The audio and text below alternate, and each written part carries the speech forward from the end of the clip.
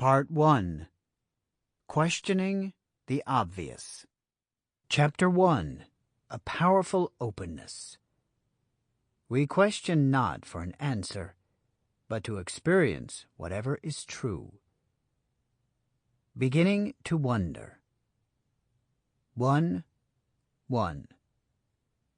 The heart of the matter is this. To move toward enlightenment, you must begin with not knowing. Genuine not knowing is a completely open state of mind that always precedes the leap into a direct consciousness of being. If you can make that leap right now, become directly conscious of the nature of self and reality, then close the book and go for it. There's nothing left but for me to begin speaking on and on about self and mind, perception and consciousness. 1:2.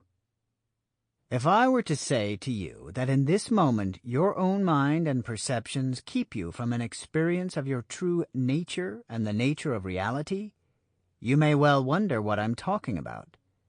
That's okay. Simply be open to the possibility that there may be something about yourself and reality that is hidden in plain sight. Not knowing certainly isn't the sole topic of this book, but rather the best state from which to read it. The real topic of this book is you. 1:3. If you're interested in what you are all about, I might be able to help you with your efforts. But why would you care to take me up on that? Why would someone question his or her experience of self and reality? It certainly seems there are more pressing matters to deal with in life. Chop wood, carry water. 1:4. Some Zen sayings appear to be reminders for the monks to tend to earthly tasks. Perhaps this is to help keep their consciousness grounded in objective reality. After ecstasy, the laundry. 1:5. The monks might question deep matters of consciousness and being, but clearly life must go on. Maybe, like ours, the monks' life is just laundry after laundry as well. But doesn't it seem they're more content with mundane chores than many of us are with all our acquisitions and entertainments? 1:6. Consider for a moment that the human condition is exactly the same in or out of a monastery. A condition of discomforting uncertainty. Wondering about the meaning of self and life seems to be universal, but outside the monastery, we generally let others provide the explanations for us. We don't recognize how much we have to gain by looking into these matters for ourselves. Beyond the self-mind. 1:7. People seldom look for answers when they don't have any questions. When reality is perceived as solidly known, it engenders no investigation. Why would it? We seem to live our lives at face value and rarely look beneath the surface of our daily existence. We move through different circumstances, engaging in events, interacting with others, judging, perceiving, reacting, all within our taken-for-granted worlds.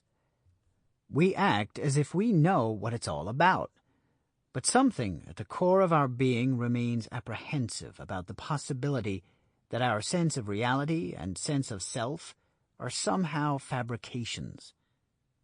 1:8. Well, it's true. They are. 1:9. From infancy, the human mind struggles for certainty, continually drawing conclusions in an attempt to discern the meaning of everything we perceive. Many such skills are needed for self-preservation. We learn to recognize a relationship between hand and mouth, and pick out the sound of our mother's voice, then quickly move on to essentials like, will it eat me? Or, can I eat it? 1:10. As we grow, we assimilate and develop very basic beliefs and conclusions, not only about the world, but also about ourselves. These core beliefs fall into the background as permanent organizing factors for all new information. As a survival mechanism, it's quite efficient, but one of the major drawbacks is that all future encounters will be biased by these previous conclusions. This is no small matter. Anything we perceive, even whether or not we perceive it, is subject to the filter of our beliefs and assumptions. What we don't realize is that we are so deeply entrenched in these convictions and beliefs that they are unrecognizable. Our core beliefs simply appear to us as reality. We don't know who discovered water, but we're certain it wasn't a fish. John Culkin. 1:11. It's not hard to discern when other people's beliefs and assumptions are self-serving or mistaken, but recognizing this dynamic in ourselves is another story. Just as an eye cannot see itself, the awareness from which we perceive the world has no ability to perceive itself. This makes recognizing and questioning our own beliefs a uniquely difficult undertaking. As with an eye, we are constantly aware of the view, while giving little or no thought to what is providing it. We don't notice the set of assumptions from which we comprehend the world, and yet it determines our reality in every moment. 1:12. Our knowing is like a closed circuit that limits possibilities in our thinking, our relating, and in our way of being in the world. To step outside of it is very freeing, but it takes effort, and questioning ourselves in this way can be uncomfortably open-ended. We have to be willing to let go of familiar landmarks, like our self-identity and cherished beliefs. Whether these ideas are based on truth or untruth is insignificant here. Our job in this book is not to decide which beliefs are most accurate. What we want instead is to personally experience what's true. For that, we need to loosen our grip on what we already hold as the truth. 1:13. The alternative is simply to continue operating as we always have, rather blind to the mechanisms that run us, and living at the mercy of our own predetermined reactions. People often accept this as inevitable, but it need not be. Making even a small shift away from this programming, we find that our experience of life and self are altered significantly, and a new kind of freedom becomes possible. Knowing can be useful, but learning not to know creates a powerful openness that is inconceivable until it is experienced. 1:14.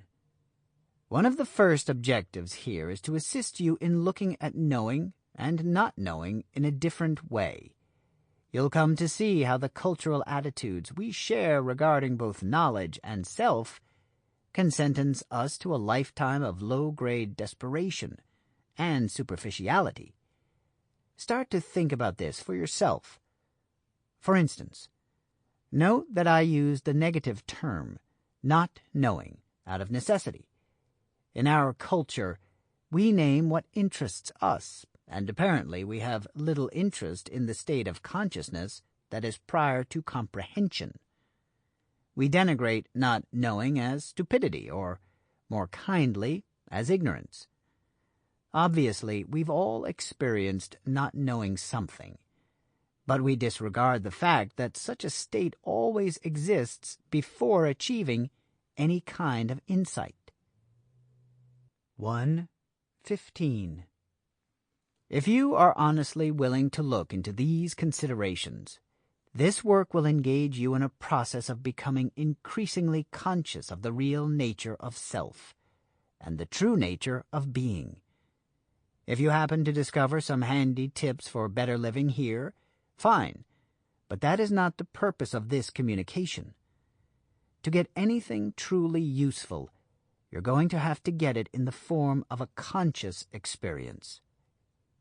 You're probably not sure what I mean by that, which is one of the reasons we're going to proceed with this whole endeavor as though we're ascending a steep mountain. Like traversing a switchback trail, we will encounter the same views again and again, but always from a slightly higher vantage point. Knowing and not knowing. Genius, in truth, means little more than the faculty of perceiving in an unhabitual way. William James. 1:16. Certain names are synonymous with genius. Names like Albert Einstein, Isaac Newton, and Galileo live on in our culture because of the remarkable discoveries these people made. Although their fields of expertise were different from one another, each of their impressive contributions began with one simple principle. People like Gautama Buddha, Solomon, and Aristotle are known as sages, people with extraordinary insight and wisdom. Their insights were founded on the very principle that made scientific innovations possible. What all these remarkable people had in common is that they went beyond their beliefs and assumptions to a state of not knowing. 1:17. But not knowing sounds like ignorance, and in just about any culture, ignorance is a bad thing. We certainly don't make the connection between this state of openness and the wonder it generates, which is so necessary for learning. From early in life, we're often praised for knowing and frowned on for not knowing. We grow up being afraid of our own ignorance and terrified that our ignorance may show. Over time, we're conditioned to appear as knowledgeable as we can, while carefully concealing the limits of our understanding. 1:18. Consider the overused phrase, "think outside the box," which suggests that a person look beyond any conventional views and come up with some useful new insight. The term's popularity likely stems from the way it implies a creative approach to thinking, without emphasizing the undesirable prerequisite for that leap, which is a state of not knowing. 1:19. We all experience the dawning of a realization or grasp a new idea now and then, but insight doesn't seem to be something a person can just tap into at will. To access genius, we need to be able to step outside our familiar self-mind and resist the urge to hastily fill in the blank spaces with our knowing. Being willing to not know means having the courage to surrender all that we think we know and all that we believe is true. When we open up in this way, we create a space to experience what is actually true. From there, anything can come to light. We must know, if only in order to learn not to know. The supreme lesson of human consciousness is to learn how not to know. That is, how not to interfere. D.H. Lawrence. 1:20. Knowledge has great value for us, both in the biological and social domains. We admire and cling so much to knowing because humanity has advanced by virtue of its growing body of knowledge. Since prehistory, our basic physical survival has demanded that we swiftly categorize all incoming information, knowing how to avoid danger or defeat an enemy, where to obtain food or material for tools, and how to construct a dwelling or heal a sickness were all necessary for staying alive. 1:21. Although the dangers associated with physical survival may have eased a bit over time, our increasingly more complicated social structures demand an ever-expanding range of knowledge. The stakes are high in our social survival. What we know, or appear to know, not only creates our sense of identity, it also establishes our place in the community, which determines the degree of access we have to all that we need in order to survive, both socially and physically. 122. It's not surprising that we frequently hear the phrase, "knowledge is power." In fact, that is one of many culturally accepted truisms that so often obscure the larger truth. We unquestioningly assume that if knowing is power, then not knowing must signify weakness. 123. Let's set that one aside for a moment and look at another such truism, which also applies to our current consideration. We've heard many times the assertion that everyone is unique. It's true that the culture we live in provides us with a seemingly limitless range of possibilities from which to create our personal self-identities, beliefs, and behavior.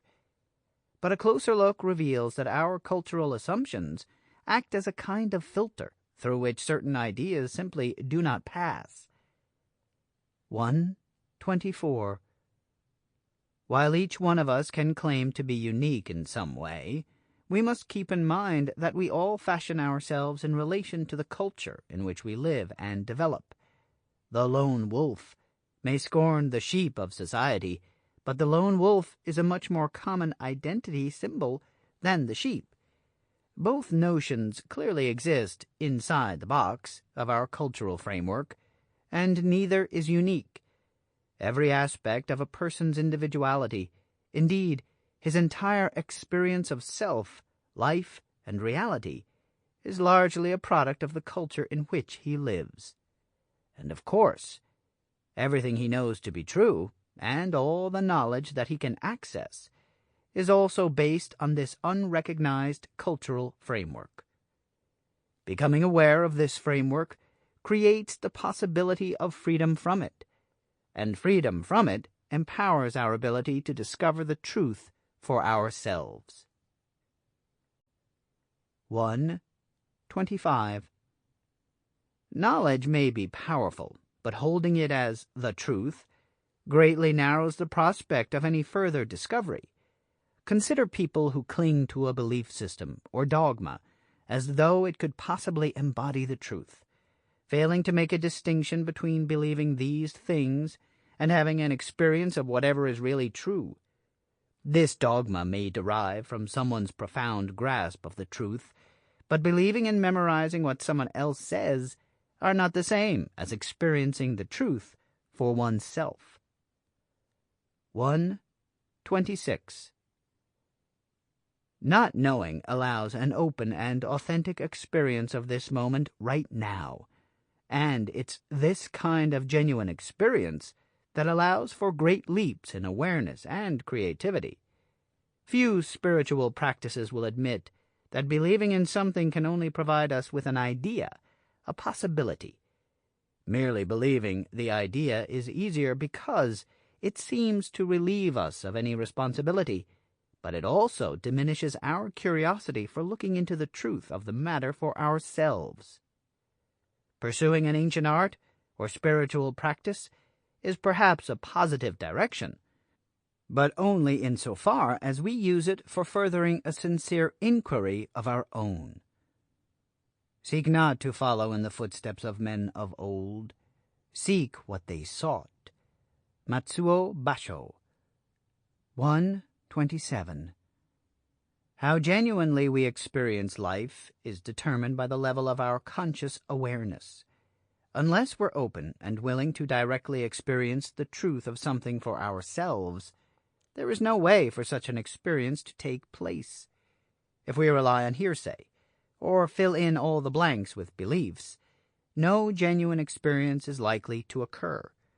Any time that we can open up and not know, we clear a space for understanding something beyond our habits of thinking. This is how someone like Picasso might suddenly be able to see the world in a new way. And evidence of gravity was there all along for Newton, but it took a certain transcendence of his own knowledge before he could conceive of it. 1:28. From a state of not knowing, people like Galileo and Einstein were able to undertake the open questioning that allowed them to discover and invent new ways of thinking about the universe. Take note that their discoveries weren't just new ideas. Anyone can come up with new ideas. What each of these people had was an insight, which is a sudden awakening in the mind or consciousness, a personal encounter with real possibilities. Their insights were grounded in reality, the result of something actually experienced, and they changed the way we relate to the physical universe. Although it might be harder to recognize, the same kind of openness that fostered those insights was also the source of Rumi's poetry and Gautama Buddha's massive enlightenment. 1:29. Humanity advances through the contributions of individuals. Before any contribution there is insight, and before insight there must be openness. The opening power of not knowing is found wherever creativity is active. Whether they're aware of it or not, artists abide in not knowing when they create. Athletes need it to get into the zone. Lovers use it to allow total communion with another. And scientists must continually return to it before they can make any new discovery. This key to the very source of creativity is available to every human being in every circumstance, and we can all use it to help find our way to a deeper and more genuine experience of ourselves. No problem can be solved from the same level of consciousness that created it. Albert Einstein. Self and Being. 1:30. Consider the possibility that there are two distinct aspects of yourself. One is what you are originally or naturally. It is your being, who you really are without pretense, affectation, programming, or any supplementary process. The other aspect is what you have come to know as yourself, a self-identity that is created and maintained through all the beliefs, assumptions, and knowledge you've acquired in life. Since it's all you know, it's not easy to see that this identification of yourself is strictly a secondary process. Your self-identity is conceptual. Your real being exists prior to concept. Self knows. Being just is. 1:31. Our ability to transcend the conceptual aspect of self isn't some mystical journey to be undertaken with lots of chanting and incense. It requires no rituals or ceremony, no spiritual doctrine, and no beliefs at all. Such efforts can only supply us with additional concepts, which often merely feed our fantasies, or at least distract us from our goal of an authentic experience. Transcending the self does not involve making additions to yourself, or to your knowledge, or increasing your activities, but rather the opposite. It is simply the ability to locate and become deeply conscious of a genuine experience of being. 1:32. We probably all get a glimpse of our own being at one time or another, so it's safe to say that everything needed to accomplish this is already with us. What's also true is that just about everyone experiences some form of resistance to the work of becoming more conscious of self and being, and this resistance is often hard to recognize at first. Remaining open and honest without ignoring whatever we experience can help us face any challenges that may arise. The deep self-honesty required for pursuing such insight can seem daunting at times, especially to someone who doesn't yet understand how much he or she has to gain through this work. 1:33.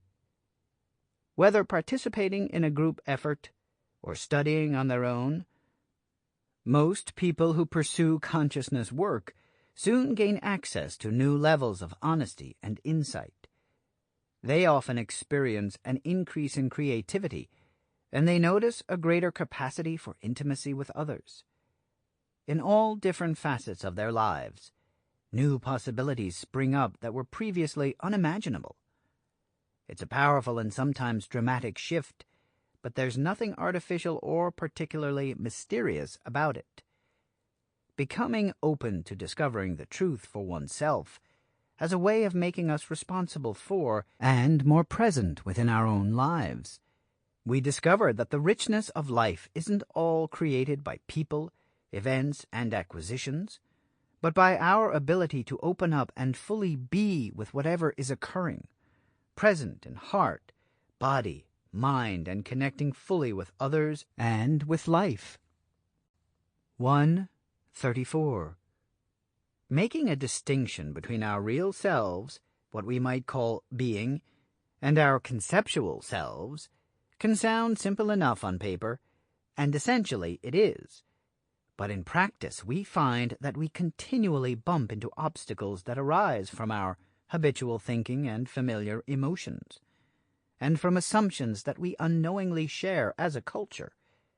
That's why one aspect of this work involves learning to recognize how cultural assumptions and habitual beliefs can stand in the way of any genuine experience.